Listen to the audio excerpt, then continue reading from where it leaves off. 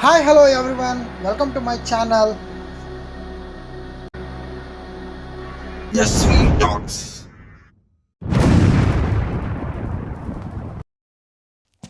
ನಾನು ನಿಮಗೆ ಈ ಒಂದು ನಿಧಿ ಸಿಕ್ಕ ಜಾಗ ಮತ್ತು ಅದರ ಹಿನ್ನೆಲೆ ಏನು ಅನ್ನೋದನ್ನು ತಿಳಿಸಿಕೊಡ್ತೀನಿ. ಬನ್ನಿ ಸ್ನೇಹಿತರೆ.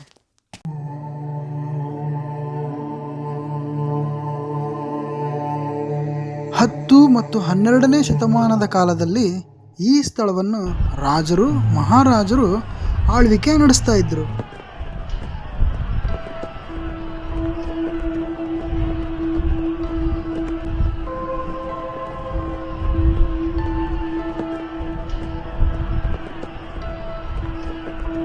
ಇವರುಗಳು ದೇವಾಲಯಗಳಿಗೆ ಹೆಚ್ಚಿನ ಮಹತ್ವವನ್ನು ನೀಡ್ತಾ ಇದ್ರು.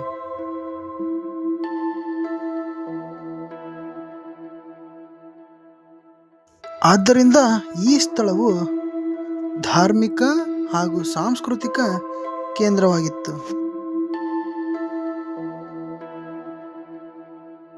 10 ಮತ್ತು 12ನೇ ಶತಮಾನದ ಕಾಲದಲ್ಲಿ ಈ ಸ್ಥಳವನ್ನು ಲೊಕ್ಕಗುಂಡಿ ಎಂದು ಕರೆಯಲಾಗುತ್ತಿತ್ತು.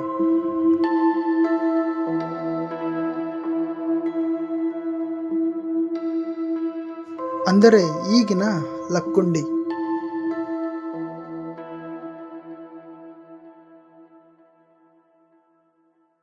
ಹೌದು ಸ್ನೇಹಿತರೆ, ಈಗ ನಾನು ನಿಮಗೆ ಹೇಳೋಕೆ ಹೊರಟಿರೋದು ಇದೇ ಗ್ರಾಮದಲ್ಲಿ ದೊರೆತಿರುವ ನಿಧಿಯ ಮಾಹಿತಿಯನ್ನು.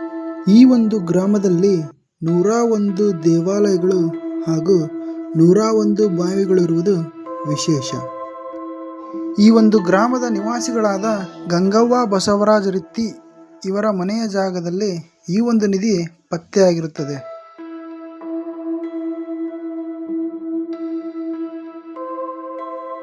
ಮನೆಯ ಅಡಿಪಾಯವನ್ನು ಅಗೆಯುವ ಸಂದರ್ಭದಲ್ಲಿ ಈ ಒಂದು ನಿಧಿ ಪತ್ತೆಯಾಗಿದ್ದು, ಇದನ್ನು ನೋಡಲು ಸಾವಿರಾರು ಜನರು ಜಮಾಯಿಸಿರುತ್ತಾರೆ. ತಾಮ್ರದ ಚೊಂಬಿನಲ್ಲಿ ಈ ಒಂದು ನಿಧಿ ಪತ್ತೆಯಾಗಿದ್ದು, ನಿಧಿ ಸಿಕ್ಕ ಕೂಡಲೇ ಸ್ಥಳದ ನಿವಾಸಿಗಳು ಊರಿನ ಹಿರಿಯರಿಗೆ ಈ ವಿಷಯ ತಿಳಿಸಿದ್ದಾರೆ.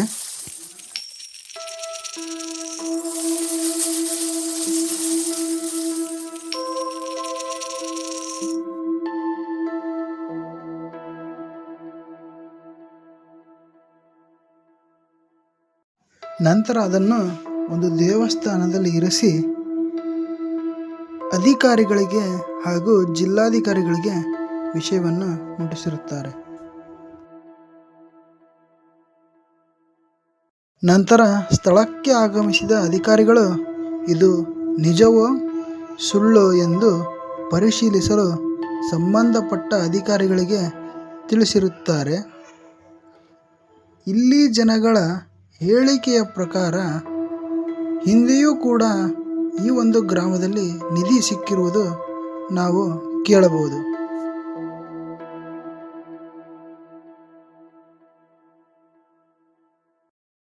ಈ ಒಂದು ನಿಧಿಯ ವಿಷಯವನ್ನು ತಿಳಿದ ತಕ್ಷಣ ಪ್ರಾಮಾಣಿಕತೆ ಮೆರೆದ ಜಾಗದವರಿಗೆ ಸೂಕ್ತ ಸೌಲಭ್ಯ ಮತ್ತು ಬಹುಮಾನ ನೀಡಬೇಕು ಎಂದು ಗ್ರಾಮದ ಜನರು ಕೇಳಿಕೊಂಡಿದ್ದಾರೆ. ಸ್ನೇಹಿತರೆ, ಈ ಒಂದು ಮಾಹಿತಿ ನಿಮಗೆ ಇಷ್ಟವಾಗಿದ್ದಲ್ಲಿ ನಮ್ಮ ಚಾನಲ್ಗೆ ಸಬ್ಸ್ಕ್ರೈಬ್ ಮಾಡಿ, ಹಾಗೆ ಕೆಳಗೆ ಕೊಟ್ಟಿರುವ ಬೆಲ್ ಐಕನ್ ಅನ್ನು ಪ್ರೆಸ್ ಮಾಡಿ.